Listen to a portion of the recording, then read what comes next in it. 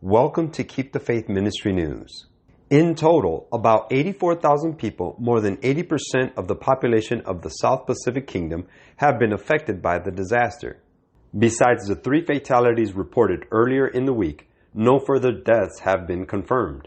In an update released on Thursday, OCHA confirms that the whole economical vital agriculture sector, including crops, livestock, and fisheries, have suffered substantially. The agency is particularly concerned with the effect of ashfall on crops, along with saltwater intrusion and the potential of acid rain. Around 60 to 70% of livestock rearing households have seen their animals perish, grazing land damaged, or water supplies contaminated. Fisheries operating across more than 170 islands that make up the archipelago have also been significantly affected, and the government has advised against fishing amidst the ongoing contamination or consuming fish. Assessment. Initial damage assessment (IDAs) are underway on the main island, Tonga, as well as on islands of the Ha'apai group by Tonga's National Emergency Management Office, NEMO, and partners.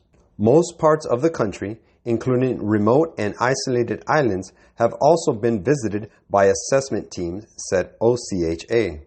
So far, 5 communities in Tonga have been identified as having suffered significant damage to households in coastal areas. Around 31 houses are completely damaged, 72 severely, 46 moderately, and 23 suffered minor damage. According to OCHA, there are still serious concerns about access to safe water and quality of groundwater. The capital's water supply is safe to drink, but most people are now relying on bottled water. Authorities have advised residents against drinking rainwater until more information is available. Response ongoing. Local and international partners are working hard to address these issues, shipping water, purification units, and desalination equipment. Another main issue going forward, according to OCHA, is monitoring the risk of infectious diseases. There are also reports of a fuel shortage, but petrol supplies are coming as part of regular shipment and with some additional Australian government support.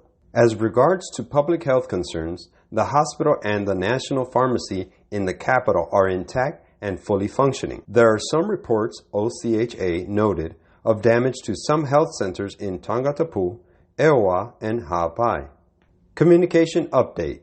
In terms of international connectivity, it is still limited, but the situation is gradually improving, the Humanitarian Coordination Agency said.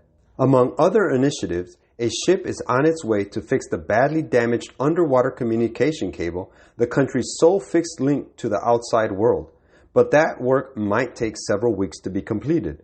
Communication with outer islands remains very limited. Through the Emergency Telecommunications Cluster, the World Food Program, WFP, is helping the process of reestablishing communications, particularly telephone and internet services.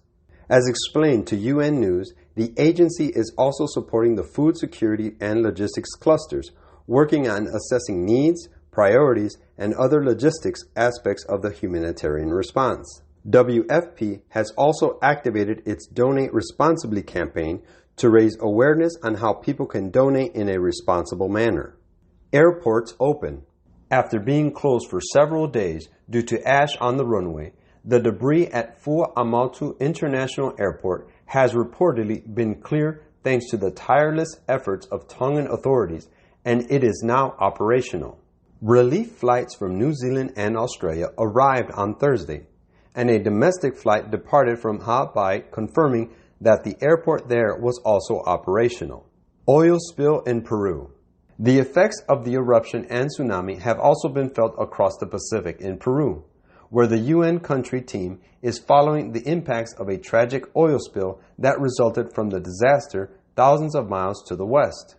According to authorities, the spill is impacting 2 natural reserves in the South American country, affecting livelihoods as well as life under and above water. The UN's resident coordinator, Igor Garafulik, met with authorities on Thursday morning and committed the full UN team's support to address the ecological disaster. The volcanic eruption was the largest recorded in 30 years. A huge 20-kilometer high mushroom cloud of smoke and ash was followed by a tsunami, and the eruption was heard as far away as Australia and New Zealand.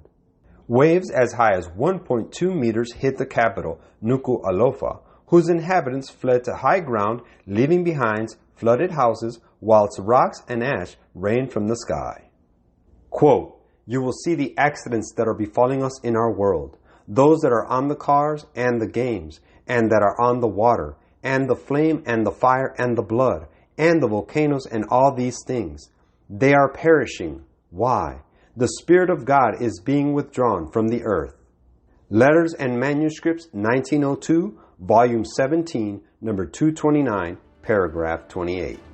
This is Keep the Faith Ministry News. Thank you for watching.